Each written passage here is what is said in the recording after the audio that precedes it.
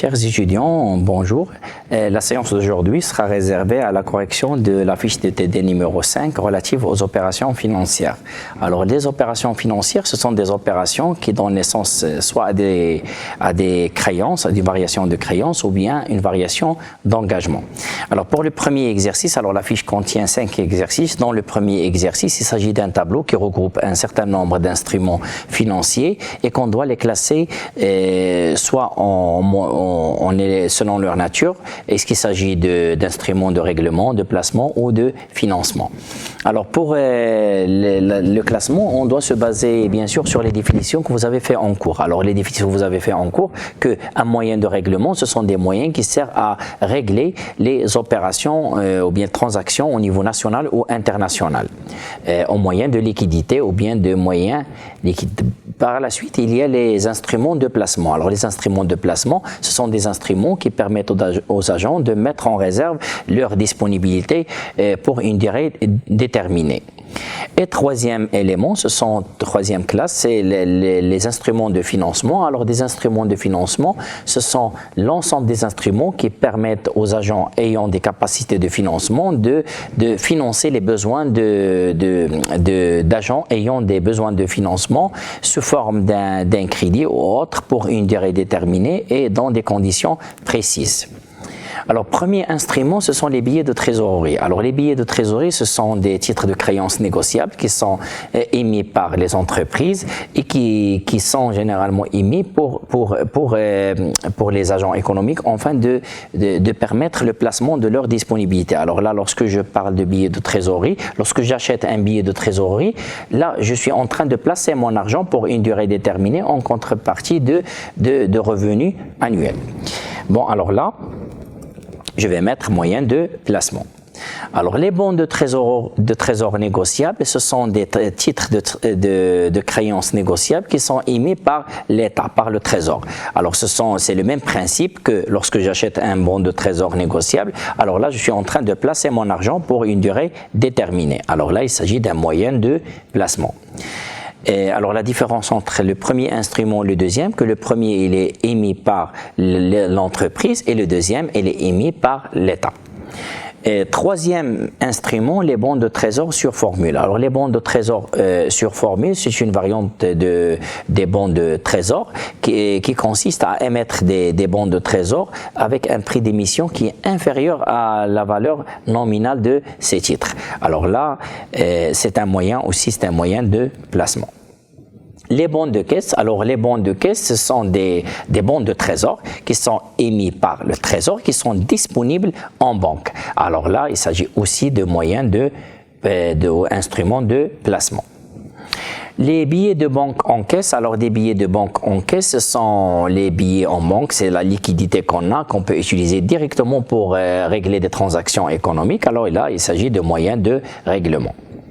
Le chèque bancaire. Alors le chèque bancaire, là, je peux le désigner comme étant un moyen de règlement si on dispose de la liquidité sur notre banque, c'est-à-dire sur la provision, s'il est approvisionné. Ça veut dire on a de l'argent en banque. Ça veut dire si par exemple je pars pour acheter un bien et je vais utiliser un chèque, j'ai le droit d'utiliser un chèque et je vais le considérer comme étant un moyen de règlement. Si la personne qui va recevoir le chèque, il peut recevoir son argent en contrepartie puisque je dispose de l'argent en banque. Si je ne dispose pas de l'argent en banque, ce n'est pas un moyen de règlement. Alors la condition qu'on doit y avoir de la provision sur notre compte, pardon.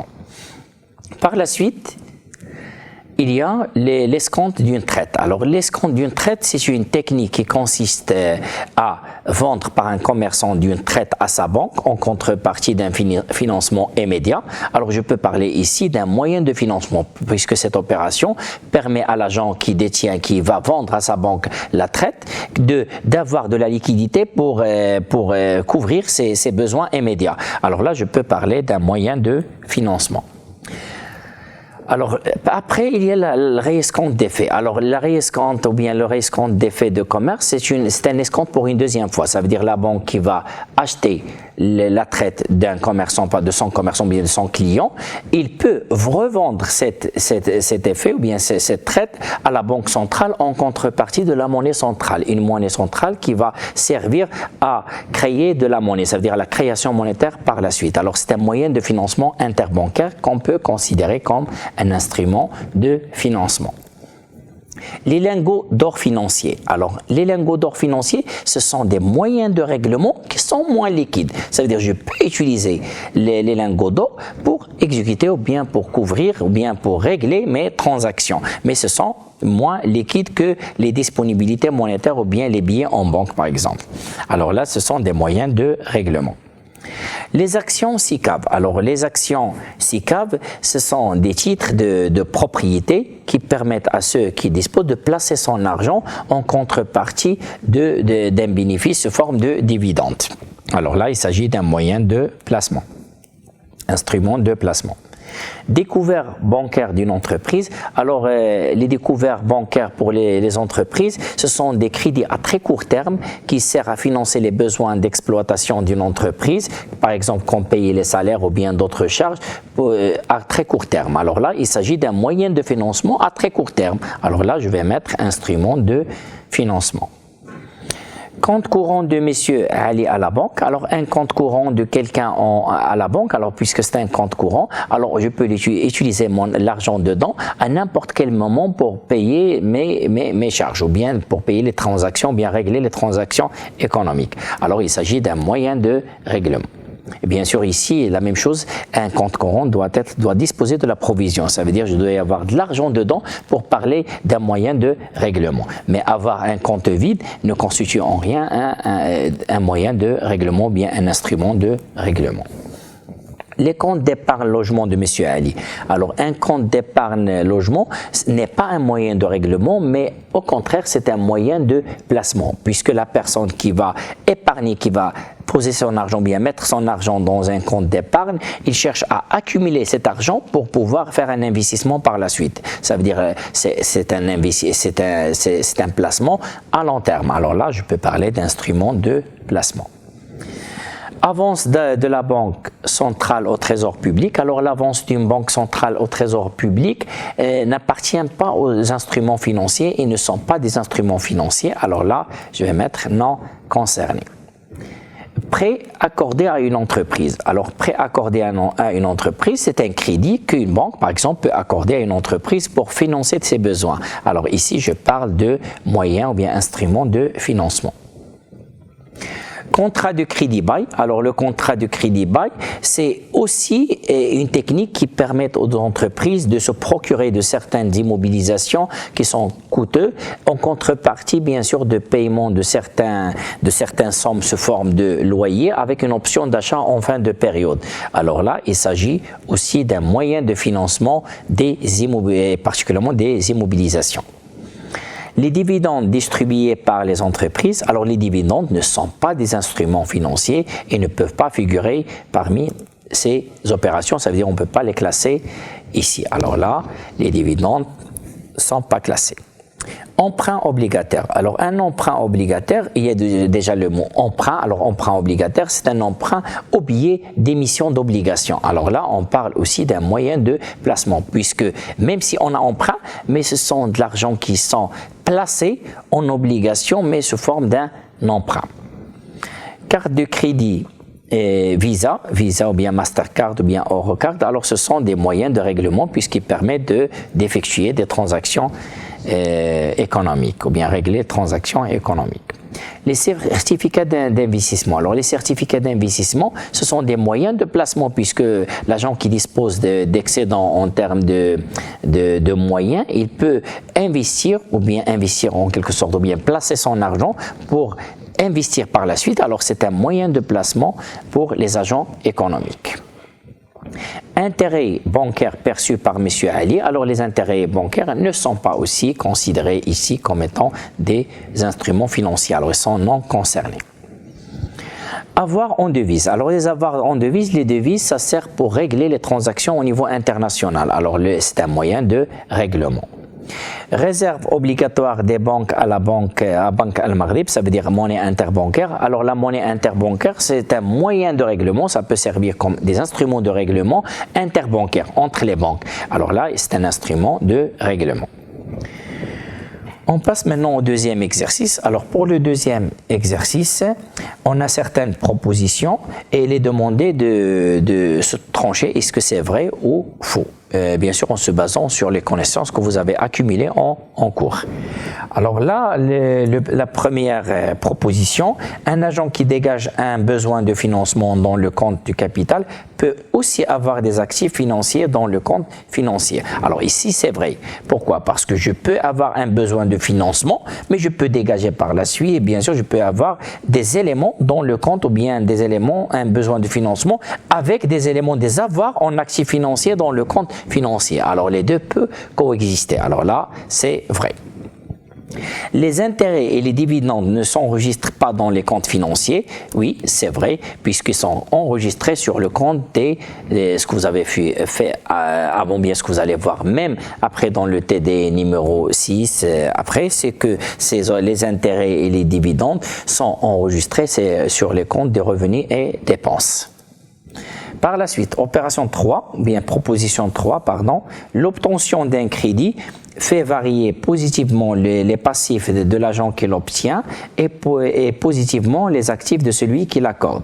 Alors, si j'accorde un crédit à quelqu'un, alors pour moi, il s'agit d'une créance. Alors, d'une créance, alors ça sera enregistré au niveau de mon actif. Alors, il y a une variation positive de mon actif. Et celui qui va prendre cet argent, il va être enregistré sur la partie ou bien sur le passif. Positivement, c'est une variation positive de son passif par l'augmentation des dettes. Alors là, c'est vrai. 4. Une vente d'obligations s'enregistre en variation négative d'actifs. Effectivement, puisque lorsque j'ai acheté ou bien j'achète les obligations, alors ils sont considérés ou bien sont enregistrés au niveau de l'actif comme étant des éléments de l'actif circulant, des titres. Mais après, lorsque je vais les vendre, je vais diminuer mes actifs circulants. Alors il s'agit d'une variation négative de l'actif. Alors là, c'est vrai. Un achat d'actions s'enregistre en variation positive d'actifs. Alors, l'achat, lorsque j'achète des actions, alors je vais avoir mes actifs circulants qui vont augmenter, les actifs, ça veut dire les titres, ils vont augmenter. Alors, j'aurai généralement une variation positive d'actifs, une augmentation de mon actif. Une émission de titres s'enregistre en variation positive de passif. Alors là, l'émission des titres pour les entreprises, c'est un moyen, un instrument de financement. Alors l'entreprise, lorsqu'il va émettre un titre, qu'est-ce qu'il va faire? Il va l'émettre pour se financer. Alors il va chercher à se disposer de l'argent pour une durée déterminée sous forme de dette. Alors il y aura une augmentation de ses passifs. Son passif, pardon. Une variation nette de passifs positifs signifie que les dettes de l'agent considéré se sont accrues. Alors, si on a une variation nette de passifs, effectivement, ça veut dire que les dettes considérées augmentent. Alors là, c'est vrai. Une variation nette d'actifs négatif signifie que les actifs financiers de l'agent considéré ont diminué. Effectivement, si on a une variation nette d'actifs qui est négative, ça veut dire une diminution des éléments de l'actif, ça signifie automatiquement que les actifs financiers de l'agent ont diminué. Alors là, c'est vrai. Les ménages n'émettent pas de titres. Alors là, s'il vous plaît, pour les ménages, oui, effectivement, les ménages n'émettent pas de titres. Et on a déjà eu l'occasion de voir dans les autres fiches et même dans le cours que ceux qui ont le droit d'émettre des titres, ce sont soit l'État, soit les entreprises, soit les banques. toutes les sociétés non financières peuvent émettre des titres sur les marchés de capitaux. Alors là, pour émettre des titres sur les marchés de capitaux et se financer, on doit se conformer à certaines conditions spécifiques. Alors ces conditions, alors les entreprises qui peuvent émettre des titres sur le marché, ce sont les grandes entreprises. Alors là, ça veut dire que notre proposition ici est fausse. Ça veut dire que ce ne sont pas l'ensemble des sociétés non financières qui peuvent émettre des titres, mais seulement les grandes entreprises qui peuvent satisfaire à certaines conditions précises qui peuvent le faire.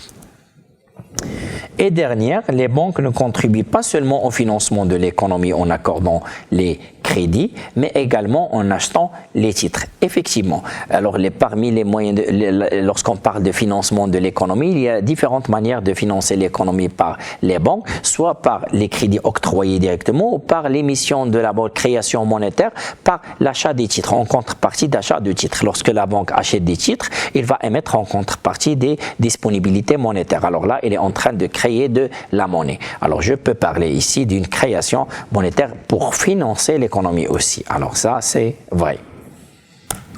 On passe maintenant à l'exercice numéro 3. Alors sur l'exercice numéro 3, on a un agent économique qui réalise des opérations financières différentes sur une année. Alors, on a l'ensemble des opérations ici dans l'énoncé. Il est demandé premièrement d'enregistrer les opérations sous forme d'emploi et de ressources.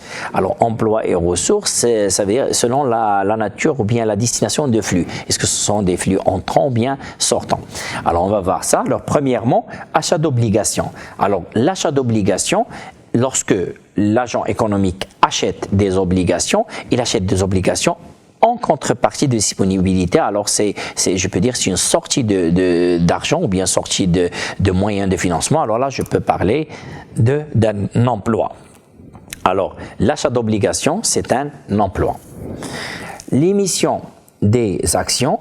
Alors, émission des actions, on a déjà expliqué ça, qu'une entreprise, lorsqu'il doit émettre des actions, c'est pour se financer. Alors, se financer, ça veut dire pour augmenter ses ressources. Alors là, c'est une augmentation des ressources.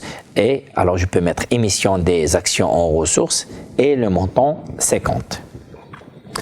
Emprunt bancaire à moyen terme. Alors, un emprunt bancaire pour l'entreprise, pour l'agent, emprunt bancaire, c'est de l'argent entrant, ce sont des ressources qui vont être à disposition de l'agent économique. Alors là, il s'agit de ressources. Alors, j'emprunte l'argent, alors je dispose de ressources supplémentaires pour accomplir mes transactions. Alors, il s'agit ici de ressources. Cession d'obligations. Alors, cession d'obligations. Alors, lorsque je cède des obligations, qu'est-ce que je fais ici en cédant des obligations? Je vais tout simplement avoir des éléments, des ressources supplémentaires. Je dispose d'obligations en emploi et par la suite, en actifs. Alors, ce que je vais faire lorsque je vais les vendre, alors c'est une variation. Alors, je vais vendre les obligations et disposer de disponibilité. Alors, je vais avoir des ressources supplémentaires, ressources financières supplémentaires. Alors, ici, je vais mettre ressources, en ressources, cession d'obligations et 6. Les dépôts en banque. Alors, dépôt en banque, alors l'agent économique, il dispose de l'argent. Qu'est-ce qu'il va faire? Il va les déposer en banque. Alors, il va déposer en emploi. Il va les employer, il va les mettre en argent. Alors, il s'agit d'une augmentation des emplois. Alors, ici, dépôt en banque. Emprunt à court terme. Alors, un emprunt à court terme, lorsque je dis emprunt à court terme, c'est de l'argent. Je vais emprunter de l'argent pour les utiliser. Alors, je vais avoir des ressources supplémentaires pour les utiliser dans mes transactions. Alors, il s'agit d'une augmentation de ressources d'origine externe, bien sûr. Achat de devises. Alors, l'achat de devises, j'ai des disponibilités en dirhams. Qu'est-ce que je vais faire? Je vais acheter des devises en payant généralement une somme, la contrepartie en dirhams. Alors là, il s'agit d'un emploi, achat de devises. Achat de parts sociales. Alors, l'achat de parts sociales, j'achète des parts sociales, mais en contrepartie toujours de disponibilité monétaire. Alors, c'est un flux financier sortant. Alors là, je parle d'un emploi. Alors, je vais mettre achat de parts sociales 18. Recouvrement de prêt. Alors, recouvrement de prêt, j'ai un prêt envers quelqu'un. Alors, j'ai prêté de l'argent à quelqu'un. Alors, il y a un recouvrement, il me recouvre, il va me rembourser mon argent. Alors, ici, j'aurai un accroissement de mes ressources. Alors, j'aurai ici ressources, recouvrement de prêt de 10. Prêt à moyen terme. Alors, les prêts à moyen terme, j'ai prêté de l'argent à quelqu'un. Lorsque je prête de l'argent à quelqu'un, alors c'est un emploi pour moi, puisque c'est un flux financier sortant. Je vais lui donner des disponibilités monétaires en contrepartie d'un engagement de restituer cet argent à une date donnée. Alors là, on a prêt à moyen terme 22. Retrait de dépôt bancaire. Alors, retrait, j'ai des dépôts en banque, alors j'ai retiré cet argent de la banque, alors j'aurai des ressources, des disponibilités que je peux utiliser directement. Alors, il s'agit ici d'une augmentation de mes ressources. Remboursement d'emprunt. Remboursement d'emprunt. Alors, lorsque je rembourse un emprunt, s'il vous plaît, alors j'ai un emprunt qui est contracté auprès d'une banque et je le rembourse, je vais donner de l'argent en contrepartie de l'annulation de mon engagement. Alors ici, il s'agit d'un emploi puisque c'est un flux, c'est une sortie d'argent. Je vais payer de l'argent en contrepartie de remboursement. Cession de part sociale. Alors, cession de part sociale, je dispose de part sociale, je l'ai vendue. Pourquoi? Pour avoir de l'argent liquide. Alors ici, j'aurai des ressources supplémentaires à ma disposition pour effectuer les transactions. Il s'agit d'une augmentation de ressources. Et dernièrement, disponibilité en numéraire dans la caisse. Alors, j'ai de l'argent que je vais les mettre dans ma caisse. Alors, ce sont des emplois. Alors, par la suite, je vais calculer le solde. Et pour calculer, s'il vous plaît, le solde toujours, c'est la différence entre les emplois et les ressources. Alors, en faisant la différence entre les emplois et les ressources, je vais trouver un solde de 4. Alors, le solde 4, ça veut dire quoi? Que les ressources excèdent les emplois de 4. Et je peux calculer par la suite le total en faisant la somme des ressources et la somme des emplois. Je vais trouver 128. Par la suite, s'il vous plaît, on va ici, s'il vous plaît, pour clarifier une chose très importante par rapport au solde, bien sûr, je vais pour clarifier que solde égale à quoi? Solde égale sigma des emplois, l'ensemble des emplois, moins l'ensemble des ressources. Alors, si je fais la somme des emplois ici, c'est 128 moins l'ensemble des ressources, c'est 124. Alors, ça va donner 4. La différence, c'est 4. Alors, c'est le solde. Ça veut dire, s'il vous plaît, que les emplois ici, sont supérieurs aux ressources, pas l'inverse. Alors, les emplois sont supérieurs aux ressources. On passe maintenant à la deuxième question, enregistrer les opérations en termes de variation nette de créances et de variation nette d'engagement. Alors là, pour clarifier la différence entre le premier mode et le deuxième mode, je vais utiliser le même tableau en apportant certaines rectifications. Alors, premièrement, par rapport à la structure de tableau sous forme d'emploi et ressources, alors là, on voit que ce qui va changer, par exemple, pour la première opération, je vais mettre, premièrement, au lieu de mettre emploi-ressources, je vais parler de variation nette de créances et variation nette d'engagement. Alors, pour la première opération, achat d'obligations. Alors, achat d'obligations, c'était un emploi, mais aussi une variation nette de créances, puisque là, lorsque j'achète des obligations, je vais accroître mes créances. Alors là, il n'y aura pas de changement, je vais garder sur le même volet, c'est une variation nette de créances. Deuxième opération, émission des actions. Alors, l'émission des actions, là, était enregistré avant sous forme de ressources. Alors là, dans le nouveau mode, il n'y aura pas de changement puisque l'émission des actions, c'est une variation nette d'engagement. Alors, on s'arrête là. Pour la prochaine séance, on va la réserver à la correction de l'exercice numéro 3, 4 et 5. Merci.